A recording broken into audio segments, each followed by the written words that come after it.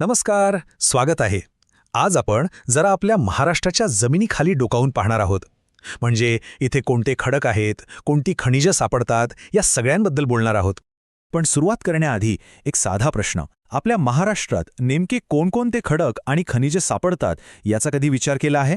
चला तर मग आजच्या या माहितीच्या विश्लेषणामधून याच प्रश्नाचं उत्तर शोधूया.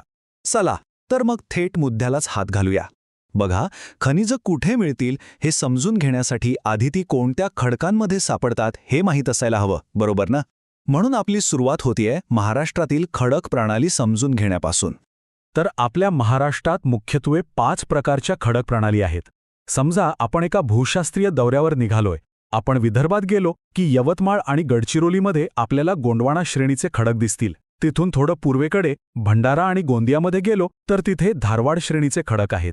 आता थेट उडी मारूया कोकणात. सावंतवाडी आणि वेंगुर्ल्यात आर्कियन श्रेणीचे खडक सापडतात. चंद्रपूरमध्ये विंध्य श्रेणीचे खडक आहेत, तर कडप्पा श्रेणीचे खडक हे तर यवतमाळ चंद्रपूरपासून थेट कोल्हापूर आणि सिंधुदुर्गपर्यंत पसरलेले आहेत. आता ही एक छोटीशी पण जबरदस्त ट्रिक आहे. विंध्य श्रेणीचे खडक चंद्रपूरमध्ये आहेत हे लक्षात कसं ठेवायचं? फक्त विंचू हा शब्द लक्षात ठेवा. विन म्हणजे विंध्य आणि चू म्हणजे चंद्रपूर. तर आपण आपल्या माहितीच्या विश्लेषणाच्या दुसऱ्या भागात आलो आहोत, खनिज संपत्ती. आणि हा आहे त्याचा पहिला भाग. चला या टेबलकडे एक नजर टाकूया. पहिलं आणि महत्त्वाचं खनिज म्हणजे लोह खनिज. याचा उपयोग शुद्ध लोखंड आणि पोलाद बनवण्यासाठी होतो हे तर आपल्याला माहीत आहे. पण खरी इंटरेस्टिंग गोष्ट हे आहे की देशातल्या एकूण साठ्यांपैकी तब्बल 20% साठा, विचार करा, एकटे आपल्या महाराष्ट्रात आहे.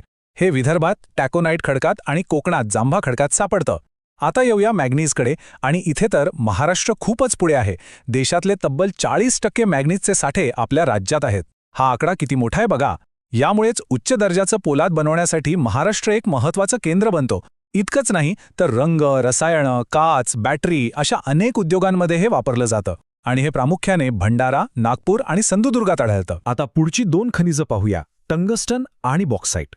टंगस्टन नागपूरमध्ये सापडतं आणि इलेक्ट्रिक उद्योगासाठी ते खूप महत्त्वाचं मानलं जातं. पण बॉक्साईटची गोष्ट जरा वेगळी आहे, कारण देशातले तब्बल 21% साठे महाराष्ट्रात आहेत. यामुळेच ॲल्युमिनियम निर्मितीसाठी आपलं राज्य किती महत्त्वाचं आहे हे लक्षात येतं. आणि इतकंच नाही तर विमानांचे सुटे भाग बनवण्यासाठी सुद्धा बॉक्साईटचाच वापर होतो. हे मुख्यत्वे कोल्हापूर, सातारा आणि सांगली या पश्चिम महाराष्ट्राच्या पट्ट्यात सापडतं. चला आपल्या खनिज दौऱ्याचा दुसरा टप्पा सुरू करूया. बघूया अजून कोणती संपत्ती महाराष्ट्राच्या भूगर्भात दडलेली आहे. या स्लाइडवर आहेत कायनाइट आणि क्रोमाइट. कायनाइटचे देशातील 15% साठे फक्त भंडारा आणि गोंदियामध्ये आहेत. आणि त्याचे उपयोग तर बघा किती वेगवेगळे आहेत. हिऱ्यांना पैलू पाडण्यापासून ते काच सामान, सिमेंट आणि वीज उपकरणांपर्यंत. आता बोलूया क्रोमाइटबद्दल, ज्याचे देशातील 10% साठे आपल्या राज्यात आहेत. हे भंडारा, गोंदिया आणि रत्नागिरीत सापडतं. रसायन आणि धातू उद्योगांसाठी हे एक अत्यंत महत्त्वाचं खनिज आहे. पुढची जोडी आहे चुनखडी आणि डोलोमाइटची. चुनखडी म्हणजे सिमेंट उद्योगाचा जणू कणाच. आणि महाराष्ट्रात देशातले 9% साठे आहेत, जे मुख्यतः यवतमाळ, चंद्रपूर आणि गडचिरोलीत सापडतात. याशिवाय कागद, कापड आणि साखर उद्योगातही याचा वापर होतो. आता डोलोमाइटचे साठे फक्त 1% असले तरी त्याचा वापर खूप विशेष आहे. याचं जे काही उत्पादन होतं त्यातलं 90% थेट लोह पोलाद निर्मितीसाठी वापरलं जातं, तर उरलेले 10% खत कारखान्यांमध्ये फ्लक्स म्हणून कामी येतं. आणि हा चार्ट बघा, डोलोमाइटचा वापर किती स्पष्टपणे दिसतोय.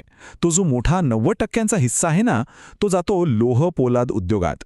या एका चित्रावरूनच या खनिजाचं औद्योगिक प्राधान्य लगेच आपल्या लक्षात येतं. आणि आपल्या यादीतलं शेवटचं खनिज म्हणजे तांबे. हे चंद्रपूर आणि नागपूरमध्ये आढळतं. तांबे हा एक अलोह धातू म्हणून ओळखला जातो. म्हणजे अगदी सोप्या भाषेत सांगायचं तर असा धातू ज्यात लोहाचा अंश नसतो. तर ही होती आपल्या महाराष्ट्राच्या भूगर्भातल्या संपत्तीची एक छोटीशी ओळख.